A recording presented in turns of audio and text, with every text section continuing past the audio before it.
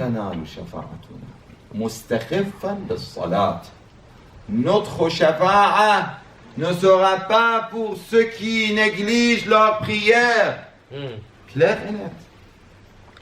Celui qui ne donne pas l'importance à sa prière, qui rate sa prière, qui dit oui, après je prie, après. Peut-être quand je serai un peu plus vieux. Aujourd'hui, je suis jeune, je dois m'amuser, je dois profiter de ma vie.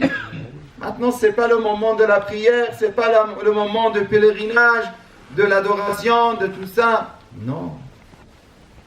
Toutes les choses sont importantes. Et ça, وَالْآخِرَةُ خَيْرٌ لَكَ مِنَ الْأُولَى وَلَسَوْفَ يُعْطِيكَ رَبُّكَ فَتَرْضَى. Dieu va te donner jusqu'à ce que tu sois satisfait. Ça veut dire, c'est le maqam al-shafa'a. Et c'était la vérité, même pour ce bas monde. Allah subhanahu wa ta'ala, grâce à notre prophète, nous a pardonné, nous a donné la possibilité de se repentir, même une minute, même un moment avant de partir. Ce n'était pas le cas. C'était pas le cas. Jabraïl alayhi salam avait dit à notre prophète, bien-aimé sallallahu alayhi wa sallam, avant de partir, avant son décès, avant son départ, il a dit à Rasulallah, maintenant c'est le moment de partir. Malakul Maut même, Azraïl alayhi salam, l'ange de la mort, quand il est venu, il a pris l'autorisation, la permission pour entrer. Et il n'a jamais fait ça, ni avant le prophète, ni après le prophète. Sallallahu alayhi wa sallam. La seule personne à qui a demandé l'ange de la mort la permission, c'était qui? C'était au prophète sallallahu alayhi wa sallam. Et quand il a demandé, Nabi Allah a dit non, attendez. Je dois voir Jabraïl alayhi salam. Jabraïl, mon ami, mon frère, je veux l'intercession de ma communauté. Je vais aider ma communauté. Il a dit, Ya Rasulallah, s'il se répond un an avant leur mort, c'est bon. Allah va les pardonner. Il a dit non, c'est beaucoup, un an. Il a diminué un mois, une semaine, un jour, une heure. Le prophète insistait. Chaque fois, il disait non, ça ne suffit pas. Jusqu'à ce qu'il a dit si avant le départ, mais avant qu'il voie l'ange de la mort. S'il voit l'ange de la mort, c'est fini. Il n'y a plus de istighfar. On ne peut plus demander pardon. On ne peut plus se repentir si Al-Malakul Maut est arrivé. Vous voyez comment notre prophète pense à nous. Salawatullah wa salam alayhi. وَلَسَوْفَ يُعْطِيكَ رَبُّكَ فَتَرْضَى أَلَمْ يَجِدْكَ يَتِيمًا فَآوَى وَوَجَدَكَ ضَالًّا فَهَدَى وَوَجَدَكَ عَائِلًا فَأَغْنَى فَأَمَّا الْيَتِيمَ فَلَا تَقْهَرْ. Je ne vais pas traduire et expliquer ça. Je vais arriver à Surat al-Inshirah. Alam nashrah laka sadrak. Alam nashrah laka sadrak. Une question liée à notre prophète, c'est la morale du prophète, c'est l'éthique du prophète, ce akhlaq du prophète, c'est le comportement du prophète. On vient de dire que le prophète sallallahu alayhi wa sallam, dans le Coran, Allah lui a donné deux questions importantes, grandieuses. Il dit des grands, l'azim, le mot azim, que je viens d'expliquer, et deux fois il a parlé de azim. Azim dans le akhlaq et azim dans le... Qu'est-ce qu'on a dit tout à l'heure pour ceux qui étaient présents? Dans le savoir. Ahsantum, sallu ala Muhammad wa ali Muhammad.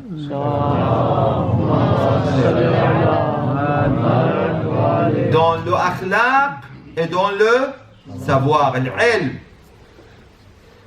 Le verset dit Bismillah ar-Rahman ar-Rahim wa innaka la'ala khuluqin azim.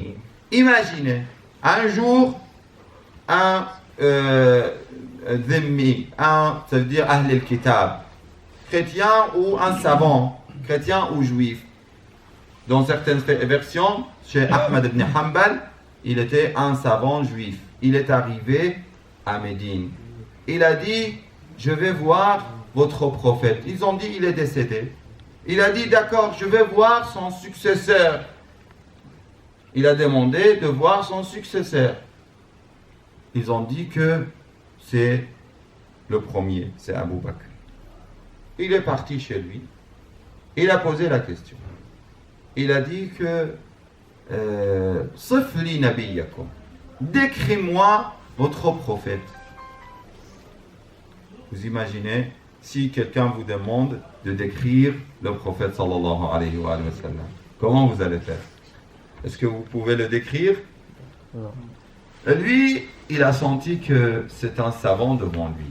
S'il dit quelque chose qui n'est pas à la hauteur, ce sera compliqué. C'est pour ça qu'il n'a pas pu répondre. Il a dit, vous pouvez partir chez... Non, Bilal. Non, pas directement. Parce qu'ils veulent... Laissons la question. Ne faites pas... Ça veut dire, laissez-nous ne pas dire les choses. Après, il a dit, partez chez qui? Chez Bilal. Il les a envoyés chez Bilal. Bilal a dit, moi je ne peux pas vous expliquer ça. Vous devrez demander ça à qui? À celui qui était le plus proche du prophète sallallahu alayhi wa sallam. Et c'est sa fille Fatima, salamullah alayha.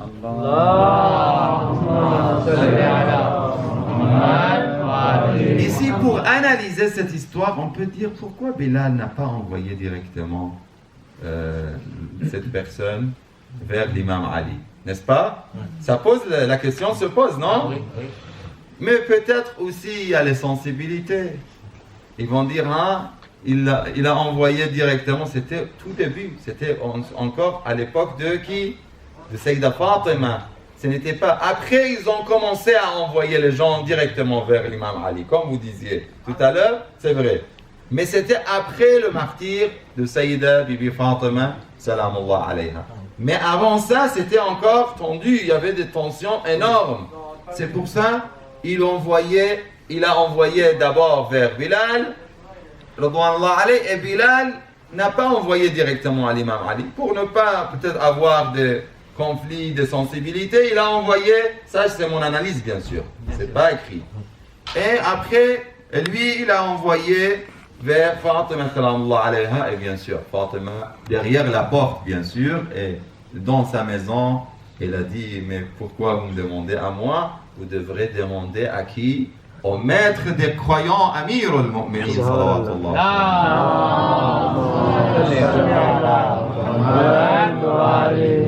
Et en arrivant chez l'imam Amir al-Mu'minin, il a posé la question. Vous savez, il y a une manière, une méthode, et c'est utilisé même aujourd'hui dans les études, dans les méthodologies de recherche. Des fois, pour expliquer quelque chose, une question, vous posez des questions. Et l'imam Amir al-Mu'minin salamullah alayhi l'a fait, l'a utilisé, il a utilisé cette méthode. Quand il était interrogé, il a dit, d'abord, je vous demande une question. Décris-moi le monde et la création. Il a dit, comment je peux décrire la création? C'est impossible.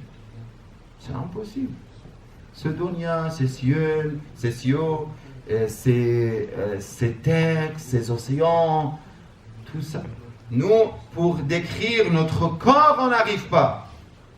On n'arrive pas à décrire notre corps. On n'arrive pas à décrire les galaxies, les orbites, les cieux, tout cela. Comment je peux décrire le monde entier? Ça, c'est impossible. Il a dit, si vous me demandez à décrire Rasulullah sallallahu alayhi wa sallam, dans le Coran, Allah, quand il parle de dunya, il dit que ce dunya qui ne mérite rien et qui est comme de fumée. On parle de dunya comme de fumée. Ça veut dire très modeste. Et le Coran, quand il parle de dunya, il donne cette description. Comment Vous imaginez que le Coran décrit le prophète sallallahu alayhi wa sallam. C'est dans le verset que je viens de vous lire. 2 versets qui parlent du prophète, mais de grands prophètes. Quand il parle de Azim, dans son comportement, dans son akhlaq, wa innaka la'ala khuluqin azim. Imaginez Azim. C'est qui est Azim? Le prophète, il est Azim. Et il est Azim dans son comportement et akhlaq. Il est Azim dans son savoir. Maintenant, pour terminer, Inch'Allah, on a encore combien de minutes pour conclure le 15 minutes, Inch'Allah. Après, on voit que le prophète sallallahu alayhi wa sallam, il a les 2 qualités qui sont décrites par Azim dans le Coran, et c'est le savoir et le comportement. Vous savez, il n'y a pas plus important que le comportement et le savoir. Dans le hadith de l'imam al-Hussein alayhi salatu wassalam,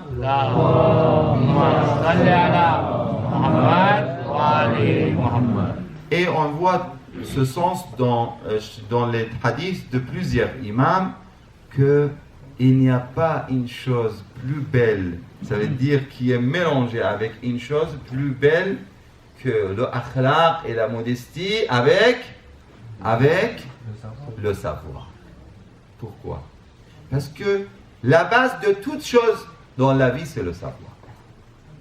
Il n'y a pas une chose plus importante que le savoir, mais le savoir avec le akhlaq. Car le savoir sans le akhlaq, c'est dangereux. Ça devient plus dangereux. C'est mieux de ne pas avoir le savoir si on ne va pas avoir le akhlaq. C'est mieux. C'est comme donner à un chirurgien un, couteau. Si vous lui donnez pour faire les chirurgies, c'est très bien.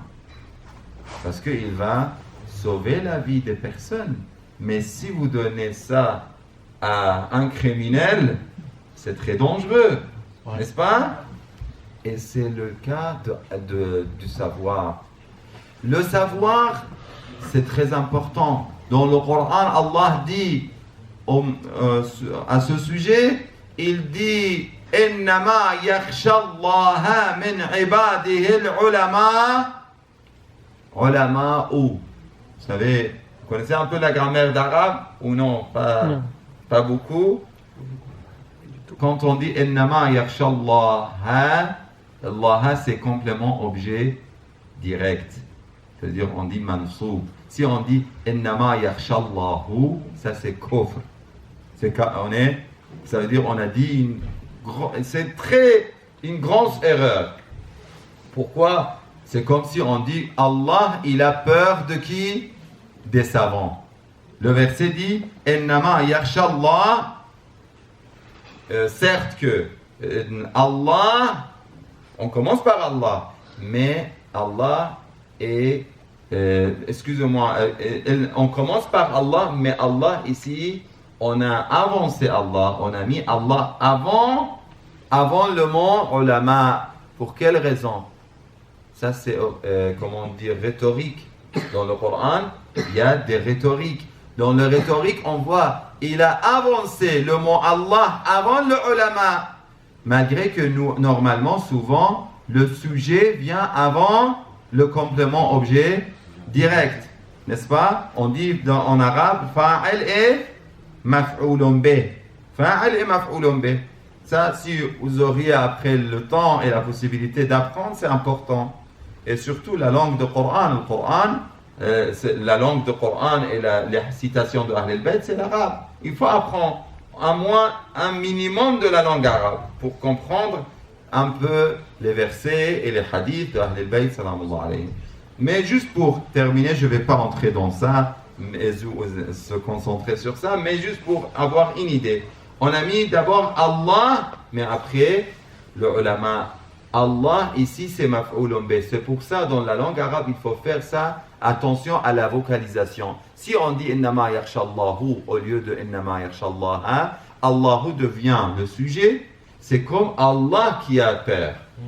Mais quand on met fatha, ha, yakhshallah, ha, pas Allahu, on met fatha sur le ha, ici ça devient Allah, malgré qu'il est venu avant le ulama, mais on sait très bien que c'est Allah qui est le complément objet direct. Ça veut dire le sujet de la question de peur, ça veut dire d'avoir crainte et d'avoir la peur, c'est qui est le sujet? Ahsantum, masha'Allah, masha'Allah, le ulama. Le ulama qui ont peur, c'est pas Allah qui a peur. C'est le sujet de ce verbe, c'est le ulama, et ce n'est pas Allah. Allah, il est le complément objet direct, celui que l'acte est arrivé, c'est pas celui qui fait l'acte de la peur. Vous voyez? Je pense que ça suffit pour. Je ne vais pas rester dedans, mais vous voyez, Allah, pourquoi on a avancé?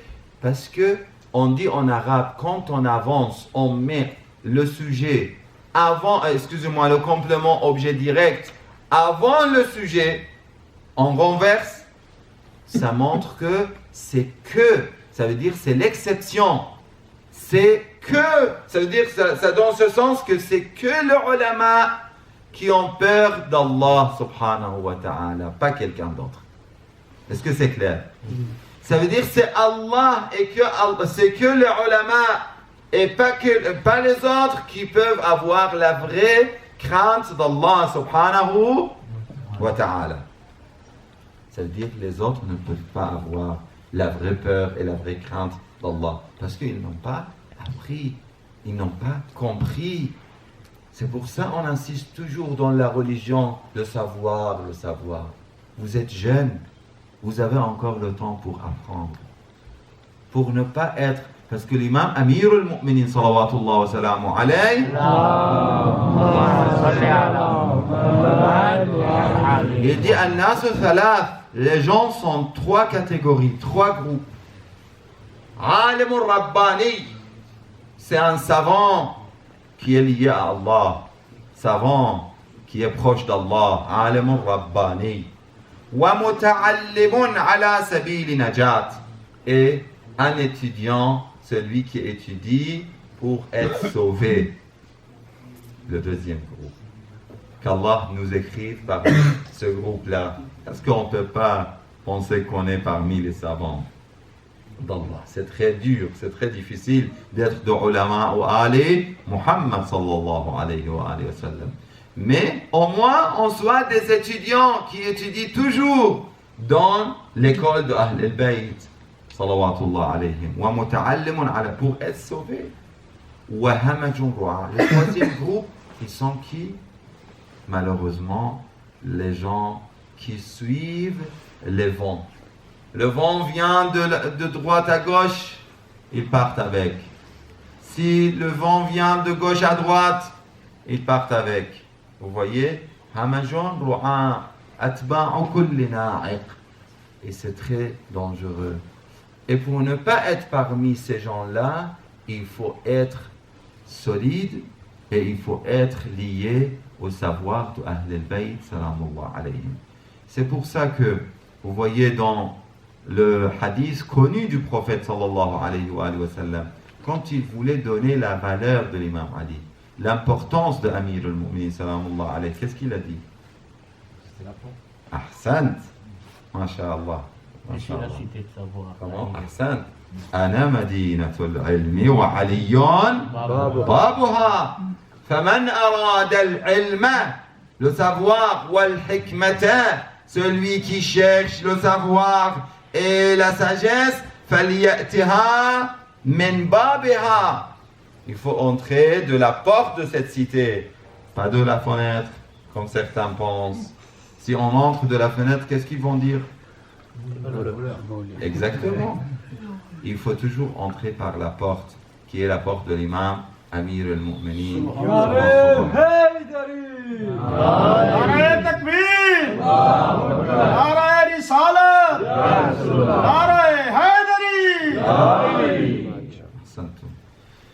Et Amir al-Mu'minin était la porte du savoir. Si on aime Amir al-Mu'minin, mes frères et mes sœurs, il faut s'attacher au savoir. On a parlé de bon comportement, c'est important. Il y a beaucoup de paroles sur le bon comportement. Masha'Allah, vous pouvez suivre ça dans les hadiths de Ahl al-Bayt alayhimus salam. Il y a des livres qui parlent du comportement de Ahl al-Bayt. Essayons d'appliquer. Ce n'est pas difficile d'apprendre. Le plus difficile, c'est d'appliquer. Et c'est pour ça que le savoir sans l'application, ce n'est pas le savoir. C'est pour ça que le prophète a eu les deux. Il était grand Dieu dans les deux. Dans l'application, dans le akhlaq et dans le savoir. C'est pas que il y a certains, ils apprennent, mais ils ne l'appliquent pas, comme le verset du Coran dit, Ya ayyuhalladhina amanu, lima taquluna ma la taf'alun. Pourquoi vous dites des choses que vous-même vous n'appliquez pas? Kabura maqtan 'inda Allahi an taqulu ma la taf'alun. C'est détesté chez Allah subhanahu wa ta'ala de dire des choses qu'on n'applique pas. Allahumma salli ala Muhammadin wa ali Muhammad. Nous demandons à Allah subhanahu wa ta'ala ce soir, grâce à Rasulullah sallallahu alayhi wa sallam, de nous donner ces deux qualités de Rasulullah sallallahu alayhi wa sallam. Le akhlaq, qu'on soit attaché. On ne peut pas avoir le akhlaq de Rasulullah, mais que le prophète soit notre exemple, comme le Coran dit. Allah dans le Coran dit لقد كان لكم في رسول الله أسوة حسنة لمن كان يرجو الله واليوم الآخر. Allah a mis pour nous comme exemple le prophète sallallahu alayhi wa sallam. Il est le meilleur exemple pour nous dans le Coran.